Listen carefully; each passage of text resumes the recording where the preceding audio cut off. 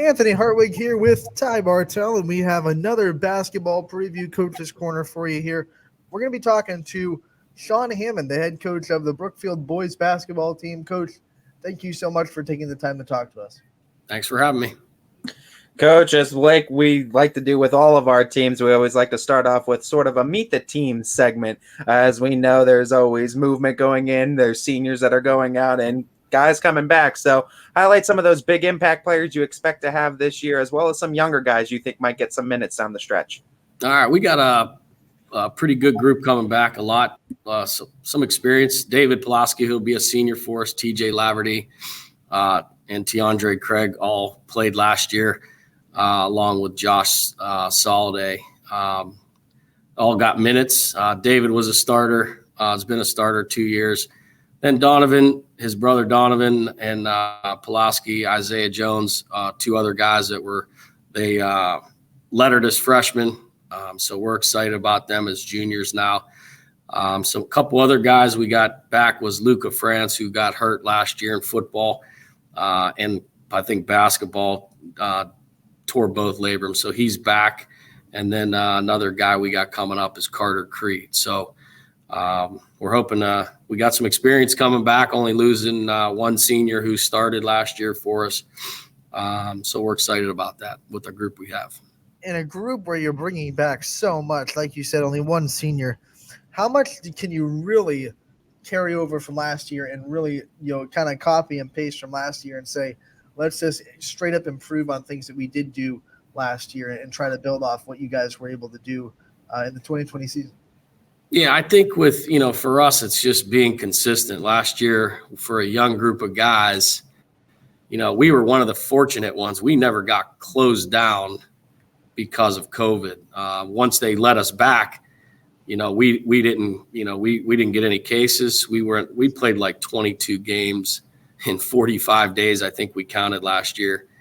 But with that, it was, it made kind of the youth settled in when you played Tuesday, Friday, Saturday, Tuesday, especially them Friday, Saturday. So for us, it's getting to a normal schedule. I think the consistency will help us. And, our guys have grown a little bit. They're all football players. So we're a little bit behind the eight ball this week. We practiced twice last week. So, but because of the experience that they have, I think, that's going to play a big part on us hitting the ground running, even not getting started, in the first week or so. So, and then just mixing some guys in that, we got four, I feel like we got four solid starters and we're looking for our fifth guy, and that might rotate, and that could be, that could change every week, and we're okay with that. But I think the group is pretty solid overall. Talk about this MVAC grade division. I think it was already tough, but now the addition of Garrettsville Garfield is going to make it a little bit tougher. Navigate us through this schedule and what it's going to take for the team to get a piece of that MVAC crown this year. Yeah, it's just hearing from, Campbell getting a bunch of kids back, and it's a competitive league already. Now you add Garfield, you have LeBray, Newton Falls, all at the top of that league. It's going to be very competitive. It is. I look at it like the AFC North. It's just going to be a grind throughout the year. And, I did girls for a lot of years, and there was always some guaranteed wins, and there are none. There is, this league is as strong as probably this year coming up, I think, especially the way Liberty came. Liberty's going to be, I think they got a lot coming back. I think maybe Newton Falls may have lost the most, but they just keep churning them out over there. So it's going to be a grind. And then you add Garfield, top to bottom. It's a pretty solid league. And we know how good that MVAC is going to be, but talk about your non-conference schedule, some of the teams that pop up there, and how well you think that and those teams will prepare you for the end of the season come tournament time. Yeah, I think, we didn't play Hubbard. We have Hubbard early. We have Matthews starting out, which district final team last year. I think they got everybody back, maybe -1. We played them real early in the season. We beat them, but it was a close game. until the fourth quarter, and we kind of took a 10-point lead, I believe.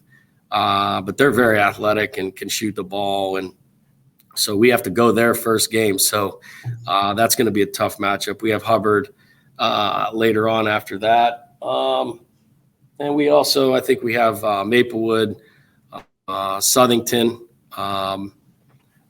What do we got? And then we got Heartland Christian.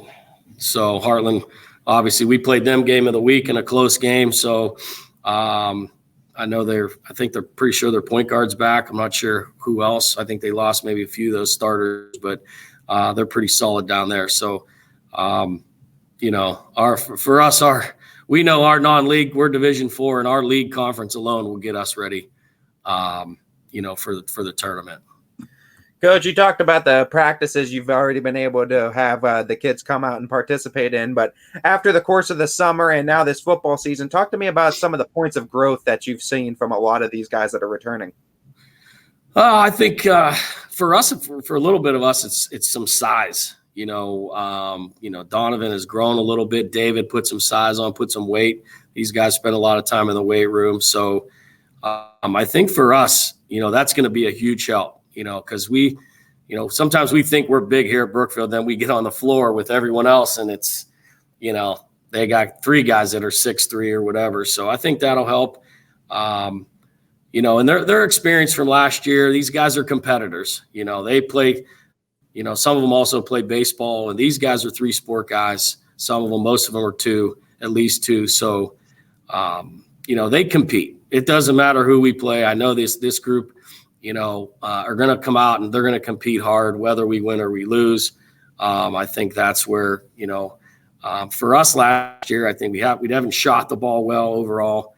That just, it's tough when you play multiple sports to get in the gym and get guys that do it on their own becomes an issue. But there's not one thing. These guys are going to play hard and they're going to compete. And that's what we're going to play defense and hang our hat on that. And, hopefully some of our athleticism stuff that will take care of some of the offensive struggles, that we've had in the past. Let's talk about these Polowsky brothers, because we saw them in football and they put on shows at night in, night out.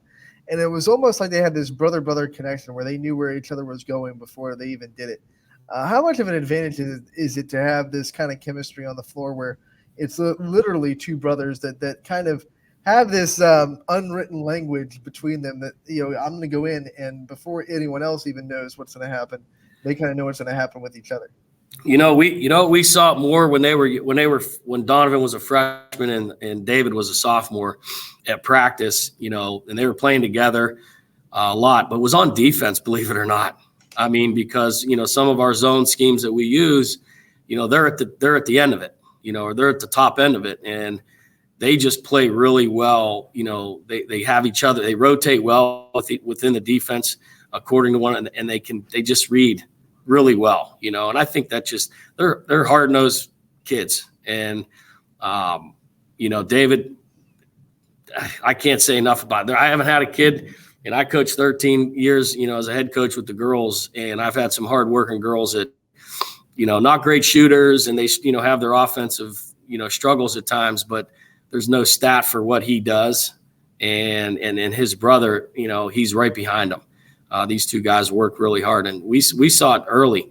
When they practice, we would practice and they'd press us with our varsity guys, and they moved their way in, very early because of just the way they compete. They never worried about who they were playing, if they were playing against older kids or nothing. It was just about competing and winning in drills and in the half court set stuff, everything. So. And I mean, obviously, looking at this Brookfield schedule, it's going to be a fun with a lot of fun matchups. We know the Brookfield community shows up well, but if there's anybody on the fence, what's kind of the selling point to come out and check out the Brookfield boys this year? I think they're, that just not being able. A lot of people weren't able to, and they watched it. They enjoyed watching it at home, but I'm hoping they'll come back and because this group, they're a pretty good group. They like to get up. We like to play a fun style to watch. We got 2 guys that can dunk it, and believe me, they're trying their tails off to do it. So every chance they get. And I think it can be exciting basketball, for people. So we're hoping they come out, and they have a good following. This group has had a good following. Their parents are very supportive, and they bring relatives and everything. So we're hoping to get that student body back and get them guys in there and going, because there's going to be some good basketball teams coming in. And, home court advantage, I think this year could play a huge part when it comes down to who's going to be at the top of this league. Something that I just thought about, when you're going on the road and you're playing against the other team's crowd, I think last year might come into effect. I mean, you had to build your own energy last year because there really were no crowds. How much do you think that experience of last year and having to kind of form your own energy and own momentum is really going to build this team's ability to go into hostile environments and win on the road? I think our fans travel pretty well. That's the one thing good for us is, if you're having a little bit of success, you're going to get even more people. You get them, but when you start, if you can be winning games and have consecutive wins, they're going to say, oh, we're going to see them. Doesn't matter. And now that, the league is heavy with some talent, I think that's going to get people more out there to see these kids come and compete and see some good basketball games. We're excited, because, and I just look at the league and the competitiveness, and I just hope we're right there in the mix. I think we can be, but, until you get out there and do it, I mean, that's where, but I think, our fans alone travel well, and that's a big boost for us at times. Coach, we always like to do a meet the staff segment with all of our coaches because we know all of our coaching staffs are huge to the area programs. So we want to give you the chance to highlight your assistants and other big proponents in the program for Brookfield boys basketball. Yeah, I've been fortunate because with the girls, when I made a move and I moved my whole staff, minus one person, but I John Littman does my 8th grade.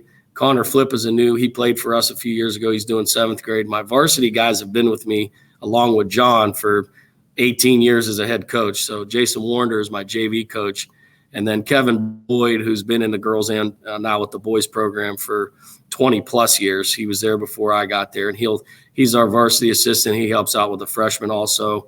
And then we added Aaron Lovelace, who's a new teacher at school, who's going to help out with and take our freshmen on the road. So we're pretty lucky. We have good continuity. And then I have another volunteer a guy that played with me in high school, played college basketball, was Justin Stowers, and he just volunteers his time and comes with us. So it's been I've been pretty blessed when it comes to staff and turnover, things like that. I have not had a lot of that, both when I was with the girls and even now with the boys. So we have good numbers all the way down into the youth program. So we're excited on where the program's at, and just try to get more wins in that win column. Coach, we're excited for this season. We're excited to cover you guys all year. We look forward to continued success in the Brookfield boys basketball program, and we look forward to talking to you again real soon. Thank you, guys. I appreciate you having me.